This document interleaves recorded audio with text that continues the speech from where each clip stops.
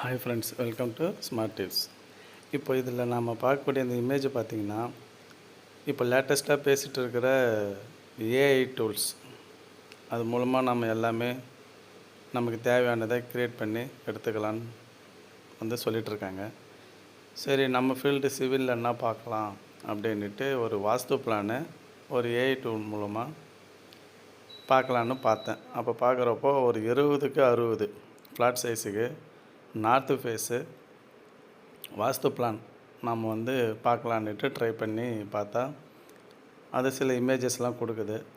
So அது நம்ம பார்க்குறப்போ நமக்கு ப்ராக்டிக்கலாக இருக்கிற மாதிரி ஒரு 80% தான் இருக்குது. 100% இல்லாட்டாலும் அட்லீஸ்ட் ஒரு 95-90% காமிக்கணும்.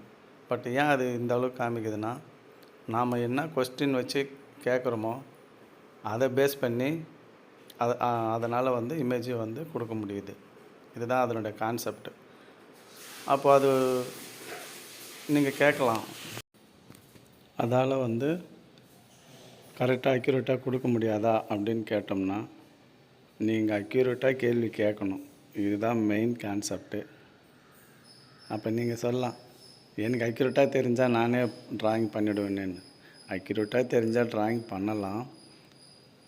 ஆனால் ட்ராயிங் பண்ண தெரியாதவங்களுக்கு இந்த ஏஐ டூலு கொஞ்சம் யூஸ் ஆகும். ஆனால் நம்ம அக்யூரேட்டாக கேள்வி கேட்கணும். ஒரு வீடுன்னும் போது ஒரு hall, kitchen, bedroom, toilet, portico, car parking, staircase, இதெல்லாம் தேவை. இந்த பேஸில் இவ்வளோ ஸ்கொயர் ஃபீட்டில் எனக்கு இவ்வளோ ஸ்கொயர் ஃபீட்டில் வரணும் அப்படின்னு எதனா நம்ம ஒரு கேள்வி கொஸ்டின்ஸ் நிறையா கொடுத்தா தான் அந்த கொஸ்டின் பேஸில் அதை ஆட்டோமேட்டிக்காக க்ரியேட் பண்ணி நீங்கள் எந்த அளவுக்கு கொஸ்டின்ஸ் 90% கேட்டிருக்கீங்களோ அந்த அளவுக்கு அந்த இமேஜ் உங்களுக்கு கிடைக்கும். இப்படி தான் நம்ம டூல் பாரை யூஸ் பண்ண வேண்டியதாக இருக்குது. பட் ஆனால் இதுலேருந்து நமக்கு என்ன கிடைக்கும்னா, ஒரு பேசிக் பிளான் கிடச்சிரும், சின்ன சின்ன ஐடியா கிடச்சிரும்.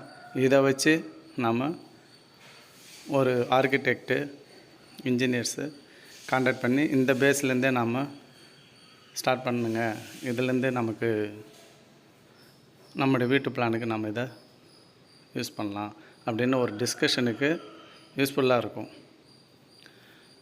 ஏன்னா இப்போது இந்த மாதிரி மாடலில், இந்த மாதிரி அமைப்பில் தான் நான் கேட்டிருக்கேன் அப்படின்னும் போது இந்த ஏஐ டூல்ஸை வச்சு நம்ம இமிடியேட்டாக டக்குன்னு ஒரு பிளானை காமிச்சு நமக்கு பிடிச்ச இமேஜஸ் பிளான்லாம் எடுத்து நம்ம கன்சல்டன்ட் இன்ஜினியர்ஸ்கிட்ட காமிச்சு இந்த மாதிரி கூட நம்ம வீட்டுக்கு செட் பண்ணுங்கள் அப்படின்னு டிஸ்கஷன் பண்ணுறதுக்கு ரொம்ப யூஸ்ஃபுல்லாக இருக்கும்.